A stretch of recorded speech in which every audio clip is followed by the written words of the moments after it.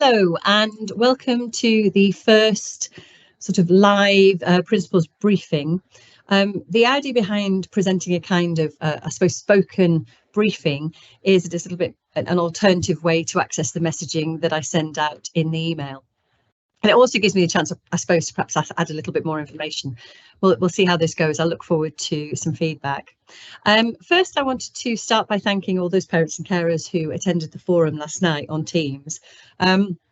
I fully understand that the timing 6 till 7 doesn't always work for everybody, and I will look to varying this timing a little bit, perhaps to do a later one to see if that's any better for people. What I will do is I'll upload the PowerPoint and an FAQ document early next week onto the website, so there will be some information for people who were unable to attend but had wanted to. And also in the written briefing, there is a Microsoft form so we can get some feedback about how we could perhaps do it better, maybe improve the communication. What we're trying to do at Longsands is to respond to the parent carer survey that we had, where there was a really clear message that parents and carers didn't feel communication was as effective as it could be, and that's what we're really trying to do. So, we are committed to listening. It's something that we want to do. We want to understand parent carers, students, and staff voice as well, and we want to make sure that we are moving that forward. So this week we've had some lovely news. So the current students in year 13 have completed an EPQ, which was an additional qualification that they opted to do, which was rooted in a piece of research, and we had those results and they did fantastically. And these projects that they have done are really quite diverse and are there to extend their knowledge, their thinking. It's very much kind of very much a university approach to this, and we'll feature them more in our up and coming newsletter so that you can have some information about what happened. But well done to those students. And also well done to those sixth formers who sat their GCSE Maths and English exams in the autumn series and were successful. To be able to do this in addition to their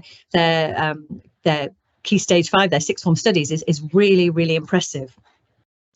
It's a really busy half term for all of us, with a number of parent carer consultations, and I just wanted to say thank you for those parents who year in year out turn up for these really important meetings. It's a super opportunity to better understand not only how your son or daughter are doing in their lessons, but also to ask questions about the curriculum and how things fit together.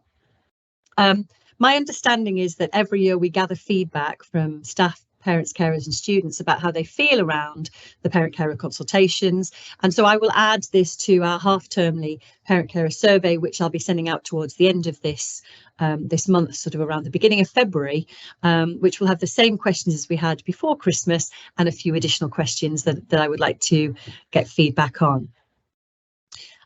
This week has been fantastic for me because I get to deliver the assemblies to the students in year 7 to 11, and I'm going to be talking to the sixth formers on Monday. And the theme of my assembly this week really was, what are you going to do in 2024? And I started by reflecting on a campaign that Action for Happiness have had in the past that has the slogan, if you want to feel good, do good. And I chose to focus on this idea of difference and I started with an image of a number of apples together, green apples with one red apple in the middle. And then I said to students, if I'd swapped that around and had lots of red apples with one green apple, you would see that being different really depends on the context that you are in. But nonetheless, feeling different can be quite challenging when you are in the minority. And I shared with them an anecdote about when I went to Japan with my family and how my boys, who were all in primary school at the time, we had a lot of older Japanese ladies who came here and stroked their hair and called them kawaii. And please excuse my pronunciation, but I believe that means cute. And would shout things at them and ask to take their photos. And my boys felt very uncomfortable. But this was the first time that they had been very noticeably different to other people, and had found that quite hard. And so we explored that in the assembly. We talked about the language that we can use that can be discriminatory and can cause offence, even if that wasn't the intention.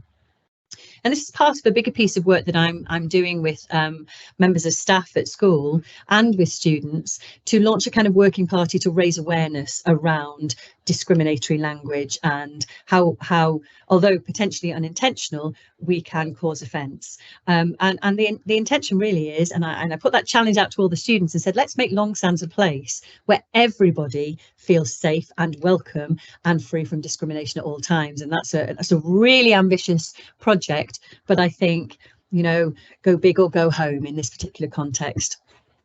So as I said earlier, we really do value parent carer feedback, and I'm really pleased to share a new initiative which we are launching this half term.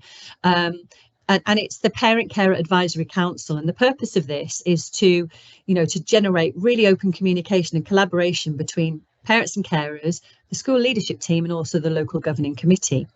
It very much is an advisory body that will provide input on important matters to the school community, such as the curriculum change, policies, and other changes that are happening, and also potentially to see if we can tap into doing some serious fundraising. And I'm not really thinking here about sort of the kind of PTA-led events. I'm thinking about whether we can do some stuff to really have an impact on the building and the infrastructure at Long Sands, which unfortunately we are.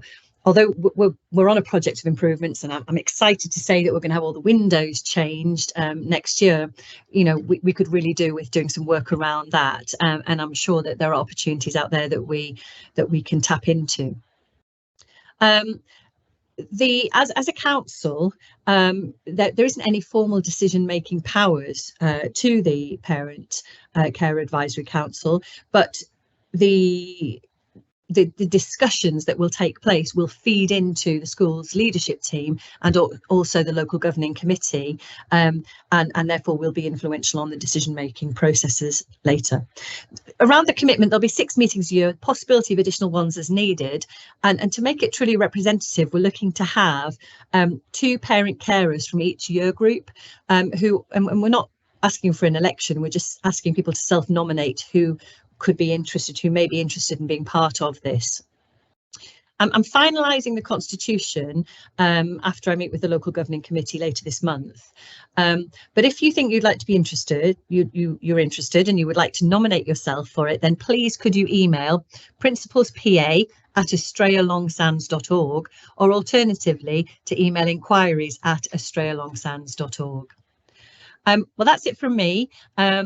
I'd like to wish you all a lovely weekend, although it may well be a chilly one, and I will speak to you very soon. Thank you very much. Bye-bye.